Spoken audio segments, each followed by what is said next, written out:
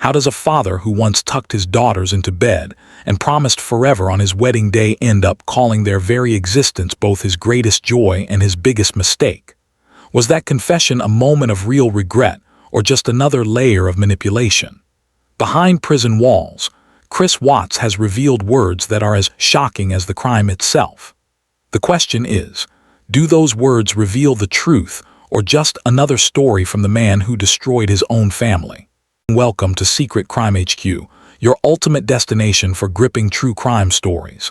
We uncover hidden truths, explore cold cases, and dive deep into the mysteries that refuse to stay buried. Like, share, comment, and subscribe to join our community. Let's step in November 2018. Chris Watts has revealed more than anyone could have expected. In private prison interviews, he peeled back layers of a life that once looked perfect on the surface. Smiling couple, two little girls in matching outfits, and social media posts that seemed to radiate stability. Yet, as he now admits, that image was only part of the story. The cracks were there, quiet ones, hidden behind his soft-spoken nature and the dominance of his wife's presence. What the world thought was happiness was, in his own words, a mask. And so we begin from the very beginning of what Chris himself has revealed. He grew up shy, a regular guy who liked to stay out of the spotlight.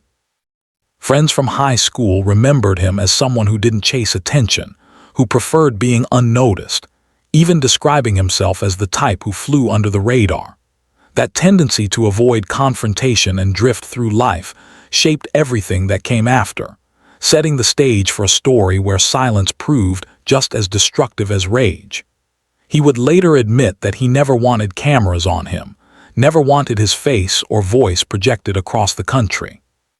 In the February 2019 interview with investigators from the FBI and Colorado Bureau of Investigation, he said plainly, "I didn't even want to know what I said or looked like on the news." It was a revealing admission.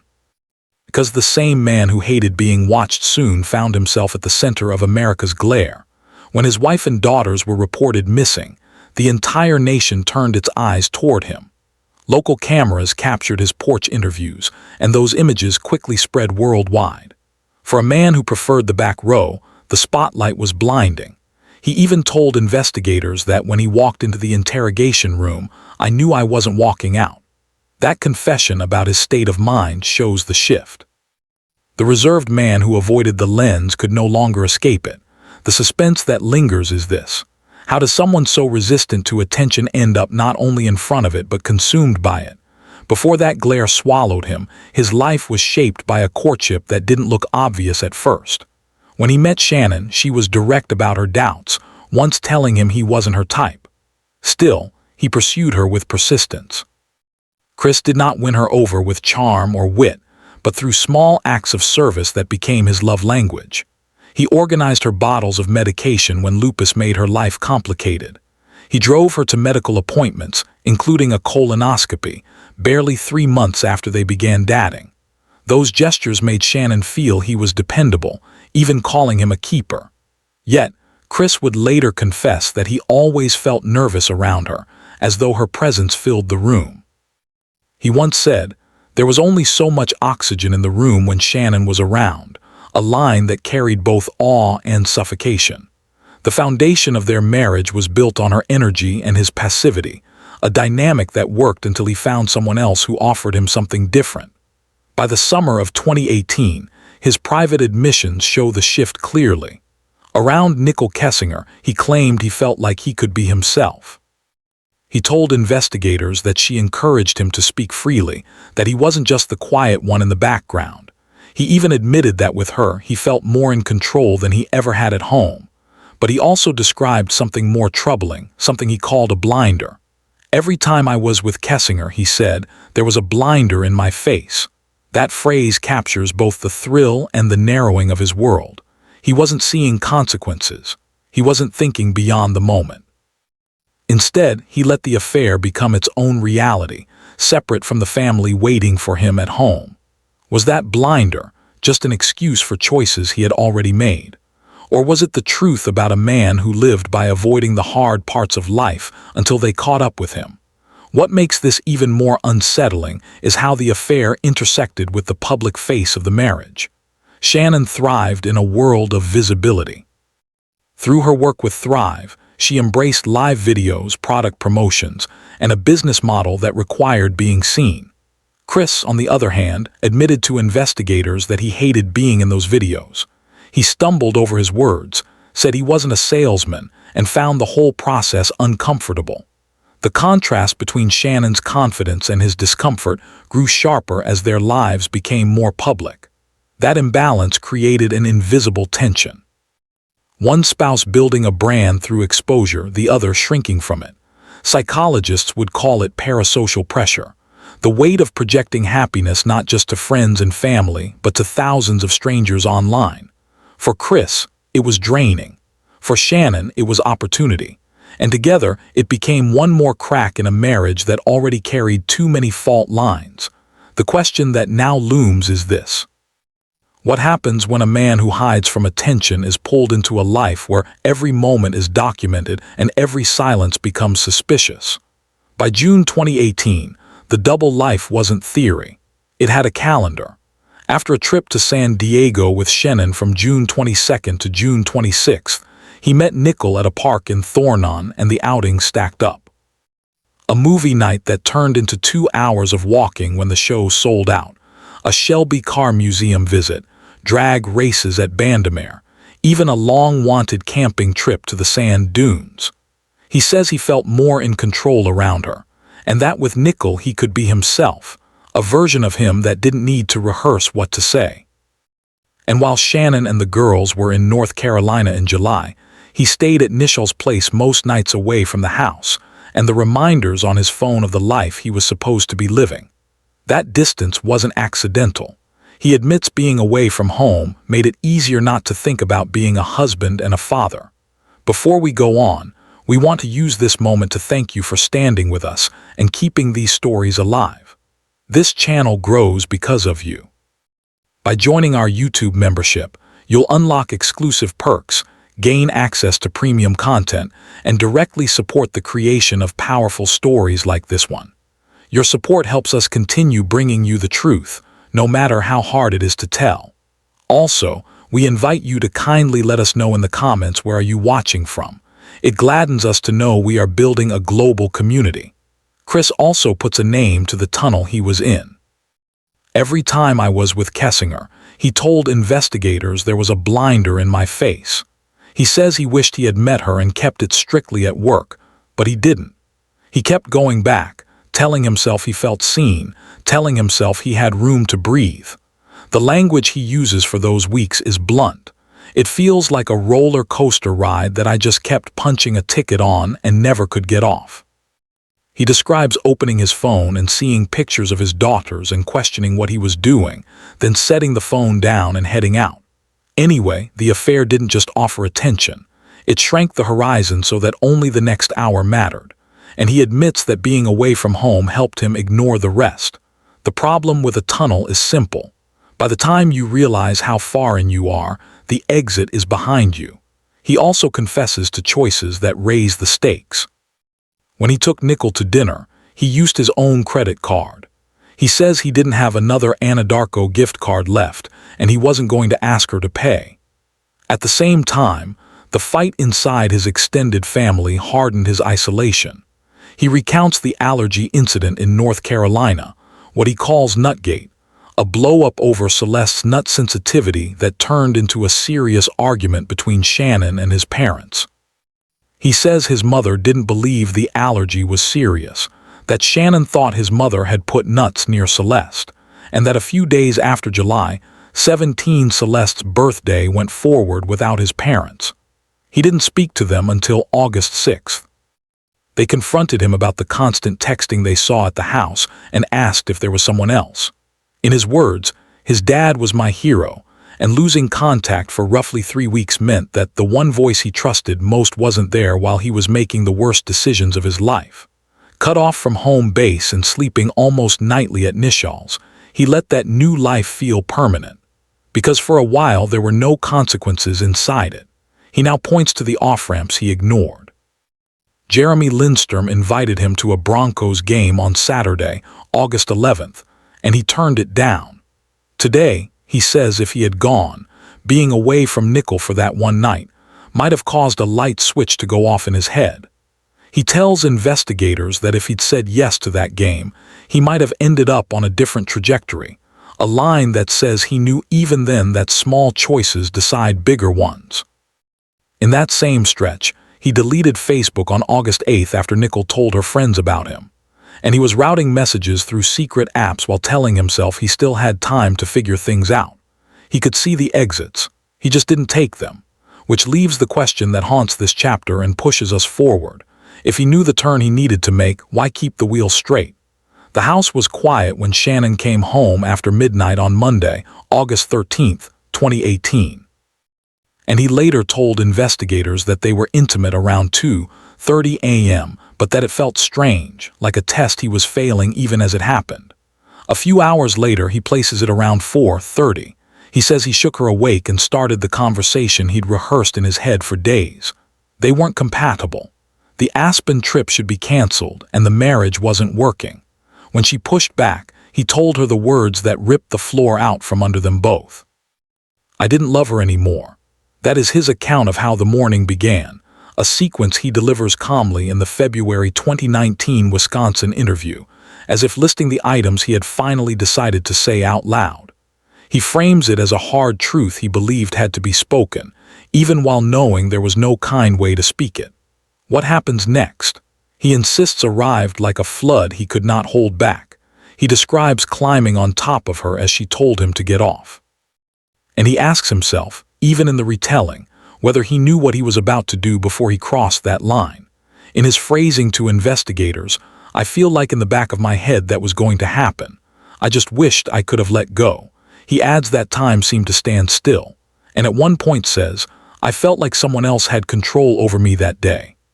A sentence that reveals how he wants his state of mind recorded even while he accepts responsibility for the outcome. He calls it rage and shock. He says the room narrowed and his hands did not release when they should have. We are reporting his words exactly as he gave them. What they mean, whether they are a bare admission, a way to minimize, or an attempt to rationalize, is for you to decide. The only certainty is that by the time he stood up, the future of that family had already been taken. According to his account, there was a new sound in the doorway. Bella was awake. In the interview, he says she appeared during the chaos, and he moved quickly to contain what a child could not process. He lifted Shannon and carried her to the garage, then to the truck, laying her on the floorboard and pulling trash bags over her head and feet so the girls wouldn't see her during the ride. He put Bella and Celeste on the back seat for the 45-minute drive to Survey 319, the remote well site where he worked, and knew he would not be interrupted at first light. Along the way, he says they asked about their mother, and he told them what he thought would calm them. Bella asked, "Is Mommy okay?" I told them Mommy would be fine. It is the kind of line that sounds gentle until you place it back into the morning it belongs to. He says he was shaking, operating in what he calls automatic mode, and yet he remembers the details that prove his mind was tracking logistics. He talks about the positions in the truck where the girls sat, what he covered, and why he chose that site, because it was his assignment, because he had keys, because he would not be bothered so early. He adds one more detail that reveals where his thoughts went as the highway unspooled. A gas can in the bed of the truck, and a passing idea of ending his own life once he got there. He claims he dismissed it out of fear that anyone nearby could be harmed. And because even that split-second impulse didn't feel like an answer, shock and calculation can live in the same head at the same time. What he describes on that drive is the clash between both. At the oil site, he asks for the story to be told without spectacle, and we will honor that. He says he chose an area near the tanks and worked quickly, stopping only when a rake snapped under the weight of the moment and the soil. He made the choice to separate what was left of his family, and later told investigators he didn't consider the separation strategically. He denied the interpretation that he was trying to keep them apart even in the ground. His words there are bare and defensive, as if he knew how people would read what he did, and needed to register a protest all the same. He says there was no plan for after, only the need to leave the site, get through the next hour and pretend that what had happened could be pulled back behind the curtain of an ordinary workday. He wanted, by his own telling, to make himself small again in a world that was about to grow very loud. Even in his version, though, the choices stand out like flags on a map. He loads the truck in a way that shields the girl's view, selects a location he controls, and makes decisions about what to do first and what to do second, as if following a checklist nobody taught him. He gives a soothing answer to a child who will remember that question for the rest of her life, and he drives to a place where silence can be maintained for at least a little while longer. Then he leaves the site and starts the next set of moves he believes might tilt suspicion away from him. Steps we will examine in the next act. But here in this window between the bedroom and the pump jacks, his own language exposes the core conflict. He says he was on autopilot and also that he measured each moment by what it could hide. He says time stopped and also that he watched the clock. So if the morning was beyond his control, how do you explain the precision of what followed? And why did each choice seem to protect the only person who walked away? The first thing he did after driving back into Frederick wasn't collapse, it was stage. According to what he later told investigators, he walked through the house and moved with intent, making small adjustments he believed would change the story people would tell. He slipped Shannon's phone into the couch cushions, left her wedding ring on the counter, and tucked her watch where it could be found. Then, as if to add weight to the lie, he ran upstairs and pretended to look around, so the friends already at the door would think he was shocked by her absence. Each gesture was designed to hint at a woman who had chosen to leave on her own. He admitted that in his mind, planting those items was a way to suggest divorce, that she had given up and walked away. But in doing so, he left the first clear mark of manipulation, one that friends instantly sensed was off. It was never convincing to them because the staging was only surface. The truth of what had already happened still clung to him, and it showed. That same day, he stood on his porch, flanked by news cameras and neighbors, speaking in a monotone plea for his family to come home. Those porch interviews broadcast on every network by August 14th made him a household name overnight. He later admitted he never wanted the media attention, saying in the prison interview, "I didn't even want to know what I said or looked like on the news." But the truth is that the moment he spoke, the world began measuring his words, his tone, even his body language. Many viewers saw him as too flat, too calm, and they weren't alone. The friend who called police that morning, Nicole Atkinson, noted how strange it was that he seemed detached. He now says the cameras made things look worse. But for a man who hated attention, who said he preferred to fly under the radar, it was a choice that backfired in real time. His flat affect became part of the evidence, not in court, but in the court of public opinion.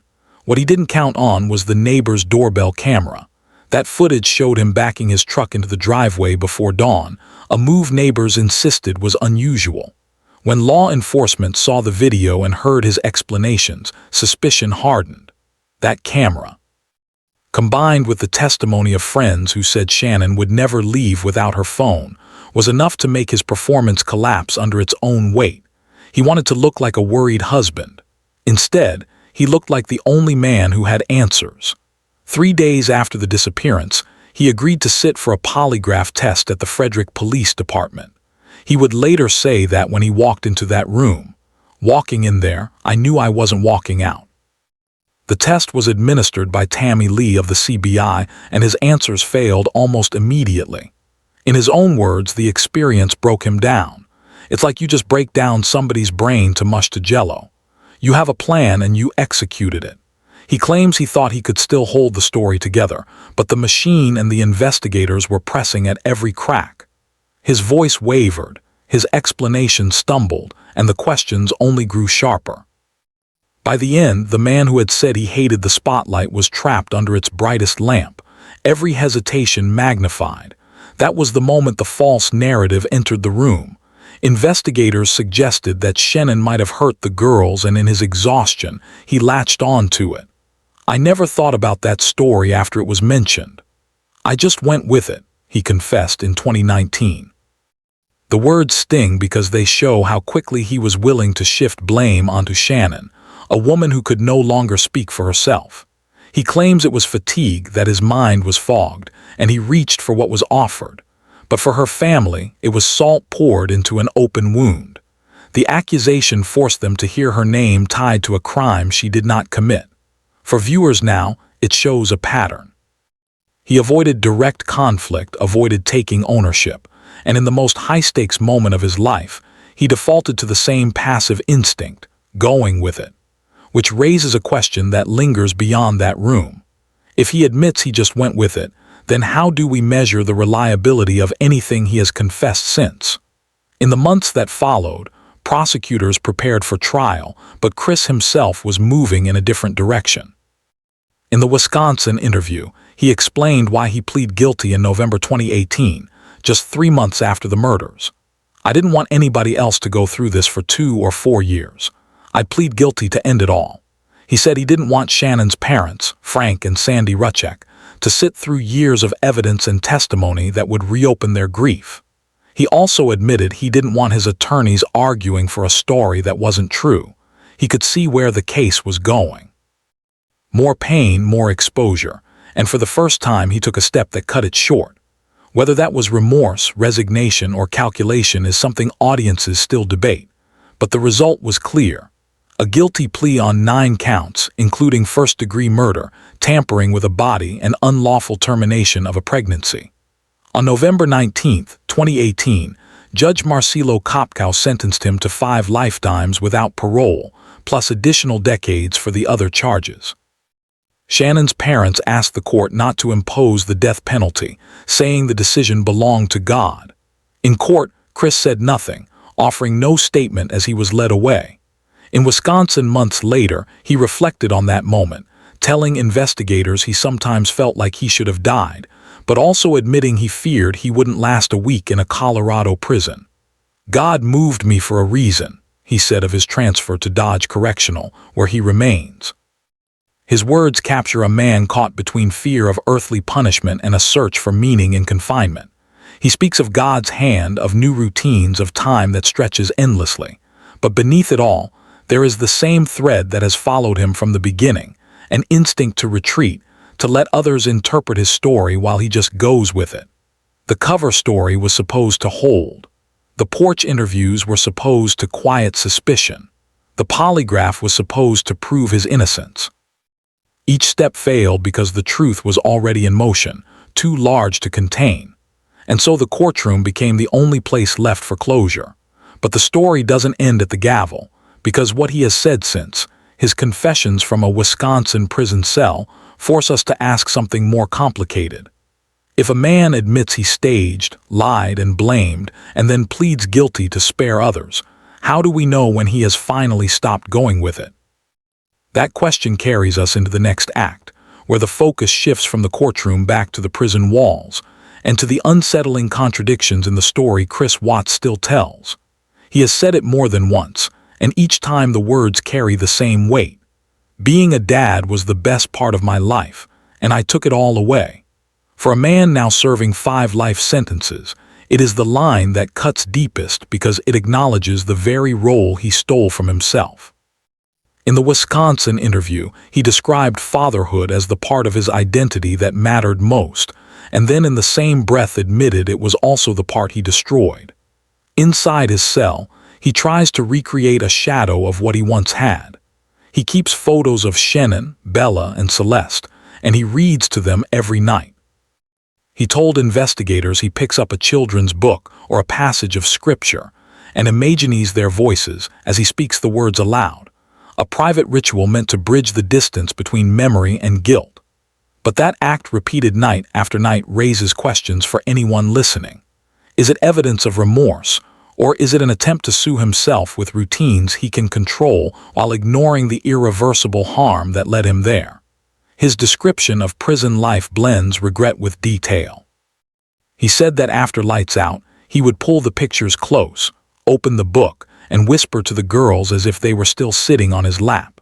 Investigators recorded him saying that this ritual gave him a sense of connection, but even he admitted it was a way of keeping their presence alive only for himself. Outside those walls, the families who lost them had no such comfort. When he says the best part of his life was fatherhood, the truth is that he had already chosen to extinguish it. That paradox, the public claim of remorse against the reality of what he did, is one of the hardest elements for people to reconcile. For viewers, the ethical dilemma is clear. Can words of sorrow ever outweigh the deliberate actions that caused permanent loss, or do they serve another purpose altogether? The media chaos only amplified the tension. After his arrest, stories began circulating that he had secret relationships no one knew about. Named Trent claimed he had been involved with Chris, even saying they met on a dating app. Another woman, Amanda, alleged they had a sexual encounter at a Chick-fil-A. Investigators asked him directly about these accounts during the February 2019 prison interview.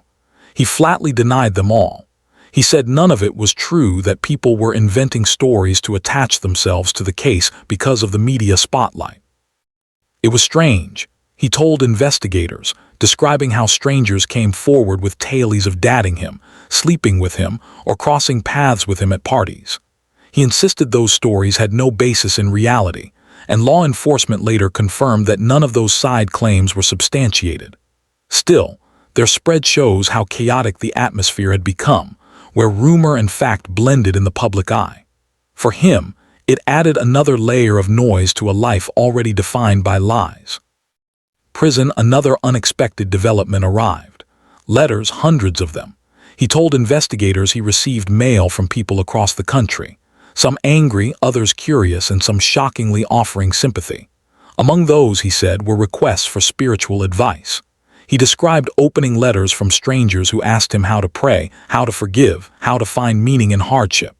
In his telling, he responded with scripture, quoting passages, and sending back words of encouragement.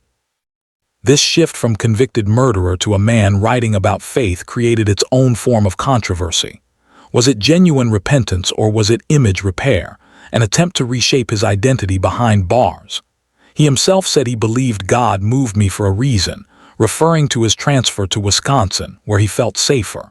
For critics, those words sound like rationalization, a way to frame punishment as destiny. For supporters, they raise the possibility of transformation. The truth likely lies somewhere in between, and even now it remains unsettled. The letters and the prayers turned into something larger over the years. By 2024 and 2025, news outlets reported that Chris Watts continued to live in isolation at Dodge Correctional Institution, spending most of his time reading the Bible, answering selected correspondence, and reflecting on what he called the consequences of my sins. People magazine noted that he still described himself as haunted by memories of Shannon and the girls, though his routine gave him structure. Prison officials confirmed he was kept in protective housing because of the risks attached to his case. That means his world is reduced to a few concrete walls, a Bible, and stacks of letters from strangers who still write to him 6 years later. The image of him as a man offering spiritual guidance to others sparks debate every time it surfaces. Should he have a voice at all? And if he does, is it repentance or just another version of the self-presentation that once fooled so many? For audiences, this is where the story tilts again. On one hand, you have a man who calls fatherhood the best part of his life and admits he took it away. On the other, you have a prisoner who reads bedtime stories to photographs and writes back to strangers seeking his counsel. Add to that the denials of sensational claims, the insistence that false rumors piled on top of real tragedy, and you begin to see the outline of a new narrative, one written by him from his cell to anyone willing to listen. The unresolved question is whether this new narrative is accountability or survival. Is he confronting the reality of what he did, or is he building another version of himself that is easier to live with behind bars? And it leaves us with one question. If the Chris Watts we hear today is not the same man the world saw in 2018, then which one is real? And which one is just another story meant to hide the truth? The official record gives us two versions of the same day. his retelling and the trail of evidence left behind. In his account, he says the confrontation began around 4:30 a.m. that he carried Shannon's body into the truck, loaded the girls into the back seat, and drove straight to Survey 319. But investigators were careful. They matched cell phone pings, doorbell camera footage, and work records to reconstruct the timeline minute by minute. Shannon's friend, Nicole Atkinson, texted her at 8:30 a.m. with no reply, and by 12:10 p.m. she was calling police. Meanwhile, Anadarko records show him arriving at the site just after 6:30 a.m., logging in as if it were a normal workday. He insists he was in automatic mode, just going through motions. But his actions tell a different story. He texted Shannon's phone knowing it was inside the house, called the girls' school to inform them they would not be attending, and even reached out to a realtor to discuss selling the family home. Each step was precise, not mindless, and when he changed his clothes and threw them in a construction dumpster before walking back into the neighborhood, the contradiction between shock and calculation became impossible to ignore. Investigators also noted his digital footprint. Phone records showed deleted conversations with Nicole Kessinger and Google searches that pointed to a life already being rescripted. One search she made days earlier was, "Can cops trace text messages?" while his own searches included vacation spots and lyrics to love songs. Together, they painted a picture of people envisioning a future while erasing the present. On the morning of August 13th, he checked his Anadarko email, clocked in electronically, and then made small talk with coworkers as if nothing unusual had occurred. The forensic reconstruction showed how he tried to create distance between appearance and reality, but every digital trace pulled him back into alignment with the truth. When he told investigators he was simply running on autopilot, those very records proved that autopilot came with choices that served one goal: to cover his tracks long enough to avoid suspicion. That is why prosecutors leaned so heavily on the timeline. It was the one thing he couldn't stage. When psychologists later analyzed his interview, certain patterns stood out. He described himself repeatedly as passive, someone who went along with stronger personalities. With Shannon, he said she took up the oxygen in the room, while with Nicole, he felt more in control and able to be himself. He framed the affair as a tunnel vision experience, saying there was a blinder in my face when he was with her, and that each day felt shortened to the immediate moment. Experts call this cognitive narrowing, when a person convinces themselves only the short-term outcome matters, ignoring everything beyond. His language in the Wisconsin interview is laced with compartmentalization. He separates fatherhood from the affair, the marriage from the fantasy, the crime from the cover-up. At times he even describes his actions as if someone else were moving his hands, telling investigators, "I felt like someone else had control over me that day." It is not a diagnosis, but it reveals how he wanted the story to be heard, not as calculated malice, but as a man swept into decisions he could not stop. Whether that is a genuine description of his psyche or another layer of deflection remains a point of debate. And then there is the moral ambiguity he leaves behind in nearly every line. He speaks of light switches that could have changed his trajectory, like the Broncos game he turned down 2 days before the murders. He calls the affair a roller coaster ride where he kept punching a ticket he couldn't step away from.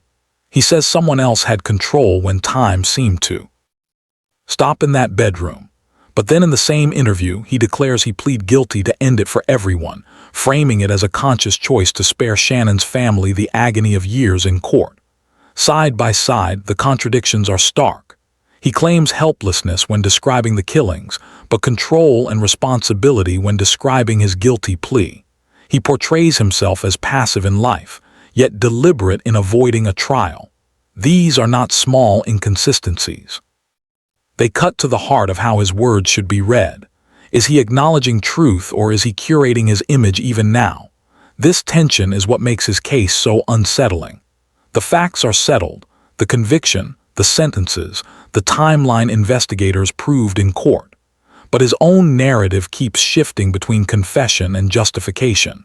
When he says being a father was the best part of my life, he acknowledges what he destroyed. When he says he just went with the false story of Shannon harming the girls, he exposes his instinct to let others shape his reality. And when he insists God placed him in Wisconsin for a reason, he reframes punishment as providence. For the audience, the question becomes unavoidable. Where, if anywhere, do you locate sincerity in his statements? Is it in the moments of blunt admission or in the contradictions that shadow them? When asked what he wanted for Shannon's legacy, he told investigators he hoped people would remember her as loving, not as the woman falsely accused in his first version of events. He said one of the reasons he pleaded guilty was so that her family, the Rutchecks, would not have to sit through a trial replaying graphic details and images of her final moments. He admitted he knew a courtroom battle would mean years of testimony and exhibits that would haunt her parents forever. Frank and Sandy Rutcheck had already lost their daughter and granddaughters. He claimed he did not want to make them relive it piece by piece. Whether that motivation was selfless or self-protective is up for debate, but his words acknowledged the one truth the case could not erase. The victims deserve to be remembered for the lives they lived, not only the way they were taken. At the same time, the noise around him refused to stop. As the case exploded across national media, people came forward with outlandish claims of secret relationships and hidden double lives. A man named Trent alleged they had met through a dating app and experimented together. Another, Amanda McMahon, said they had a sexual encounter at a Chick-fil-A. Chris denied them all in his prison interview, telling investigators these stories were false, invented by strangers hoping to attach themselves to a case that had become tabloid fodder. Law enforcement found no evidence to support these claims, but their circulation added chaos to a story already saturated with speculation. For the families grieving Shannon, Bella, Celeste, and unborn Nico, these rumors were another layer of insult, distracting from the reality of what they had lost. For Chris, it was a reminder that once the cameras turn on, there is no switch to turn them off again. Inside his cell, stripped of the ability to hide, Chris has spent years describing the regret he claims to feel. He admits he allowed the affair to control him, saying, "I didn't take control of this situation. I just like the situation control of me." He likened it to a ride that kept accelerating, one he couldn't or wouldn't step off of. "I don't know why it was like a roller coaster ride that I just kept punching to take it off and just never get off," he told investigators. These words coming from him alone show how he framed his own downfall not as decisive acts of betrayal, but as momentum he failed to stop.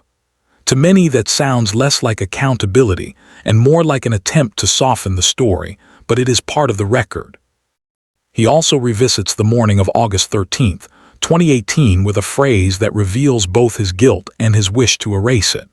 "I just wish I could take all it back, just the whole naked thing back." Everything, he said, stumbling over words as if the memory itself was too heavy to articulate. He reflected on that morning as catastrophic, the moment he lost everything that had once defined him. "I just thought my life just disappearing before my eyes," he told investigators. That description shows how he interpreted the crime, not only as the destruction of Shannon, Bella, and Celeste, but as the end of his own existence. The tragedy is that those two truths are not equal. He chose to extinguish their lives, and in doing so, he ended his own. But only one side of that exchange had a choice. And so we return to the motif that is carried through every act. In the Wisconsin interview, he said plainly, "Walking in there, I knew I wasn't walking out." He knew the polygraph would corner him, and he knew the truth was closing in. He also said, "Being a dad was the best part of my life, and I took it all away." These two admissions sit side by side, one about his awareness of the end, the other about the role he valued most and destroyed with his own hands. They are the lines that define his story. Remorse and inevitability, control and passivity, confession and self-justification. His own words paint a picture of a man who claims he lost control, who wishes he could take it all back, who says he saw his life disappearing before his eyes. Yet the evidence shows choices at every turn. The staging, the lies, the plea, the tension remains unresolved. Was his narrative an honest confession, an attempt to explain, or one last effort to repair the image of a man who spent his whole life avoiding confrontation? That is the question this story leaves you with. When you listen to his words, what do you hear? A man finally owning the truth, or a man still shaping his story to soften its edge? The court handed down sentences that will last until his last breath, but the meaning of his words is left for each of us to measure. Drop your thoughts in the comments below. Was this remorse, explanation, or self-exoneration? Don't forget to like this video, subscribe to the channel, and turn on notifications so you don't miss our next investigation.